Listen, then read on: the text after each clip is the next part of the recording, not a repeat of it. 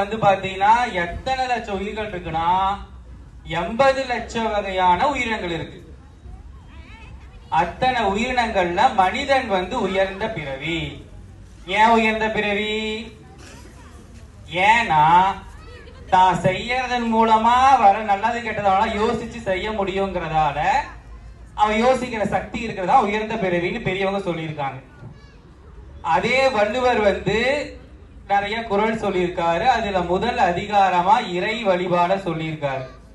கற்றதனால் ஆய பயனென்கொள் வாழறிவன் நற்றால் தொழார் எனின் அப்படின்னா, அப்படியே 5-6 டிகிரி வாங்கிட்டு சேராத இடத்துல சேர்ந்துட்டு கடவுள் இல்லைன்னு சொல்றதால 50 காசு பிரயோஜனம் கிடையாது. கற்றதோட பலன் என்ன? இறைவனை சேர்றது. அது எப்படா இறைவனை சேர முடியும்? வாழ்க்கைங்கிற பேய் பிடிச்சு ஆடிக்கிட்டு இருக்கு, எப்படா இறைவன் நினைக்க முடியும் அப்படின்னு ஒரு செல்போன்ல ஒரு பாட்டு கேட்கிறப்ப கூட என்ன ஆகுது? கண்ட யூடியூப்ல குறுக்க வருது, அதை வாங்கு இதை வாங்கு ஃப்ரிட்ஜை வாங்கு அப்படின்னு. அப்போ எப்படா தெய்வத்தை நினைக்கிறது? உருப்படணும்னா தெய்வத்தை நினைச்சுதான் ஆகணும், வேற வழி கிடையாது. பெரியவங்க சொல்லியிருக்காங்க, தெய்வத்தோட பேரை சொன்னாவே போதும். எப்படி சொல்லியிருக்காங்கன்னா, அப்படியே இதே மாதிரி ஒரு பெரிய சபை, அந்த பெரிய சபையில இப்ப எப்படி என் கைக்கு மைக் வந்துச்சோ அதே போல திரௌபதியோட முந்தானைக்கு ஒரு ஆபத்து வந்துச்சு.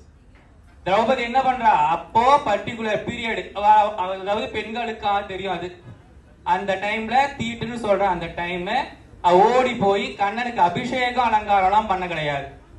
அபிஷேகம் எல்லாம் பண்ண கிடையாது. அவ என்ன பண்றா? கோவிந்தான்னு கூப்பிடுறா. கோவிந்தான்னு கூப்பிட்டுட்டு 2 கையையும் இழுக்க முடிஞ்ச வரைக்கும் இழுக்க பார்த்துட்டு அதுக்கப்புறம் கோவிந்தான்னு கூப்பிட்டு விட்டுட்டு அவன் பாடு அப்படின்ட்டு. அதுக்கப்புறமா சரவணா சிப்ஸ் இல்லாத புடவெல்லாம் வந்து குவியுது. அப்ப என்ன அர்த்தங்க? அவனோட பேருக்கு அவ்வளோ பெரிய அர்த்தம்.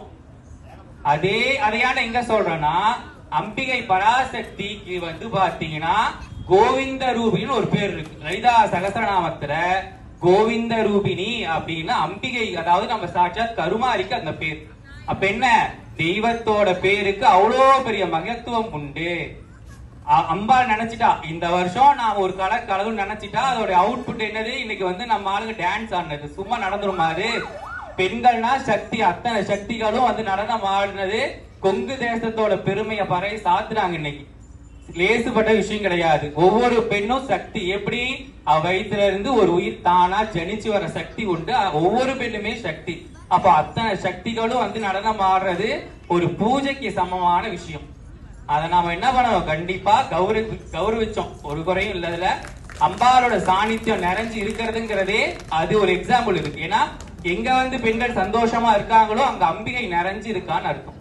எங்க வந்து பொண்ணு நெத்தியில குங்குமத்தோட சிரிச்ச முகத்தோட இருக்காளோ அங்க அம்பிகை வந்து நிறைஞ்சிருக்கான்னு அர்த்தம். அதனால அம்பிகை யாரெல்லாம் நினைக்கிறாங்களோ தானா வந்து சிவபெருமான்கிட்ட போய் சேருவாங்க. நல்லா யோசிச்சு பாத்துக்கோங்க, சிவபெருமானோட அடியார்கள் யாரெல்லாம் அப்படியே சதா சர்வ காலமும் சிவன் நினைக்கிறாங்கன்னா, அம்பிகையை யாரு முதல்ல நல்லபடியா நினைக்க ஆரம்பிச்சாங்களோ அவங்கதான் சிவபெருமான போய் சேர முடியும். ஏன்னா அவதான் இட்டுண்டு போய் அப்பாட்ட விடுவா, அம்மா தான் அப்பாட்ட போய் விடுவா. சோ நான் ரொம்ப நேரம் ரப்பம் போட விரும்பல. ஒரு பாட்டு எதிர்பார்த்து மனோ கொடுத்துட்டான், அதை வந்து ஒரு பாட்டா பாடி அப்படியே முடிச்சுக்கலான்னு இருக்கேன். முடிச்சுக்கலாங்களா? அப்படியே நம்ம அம்மா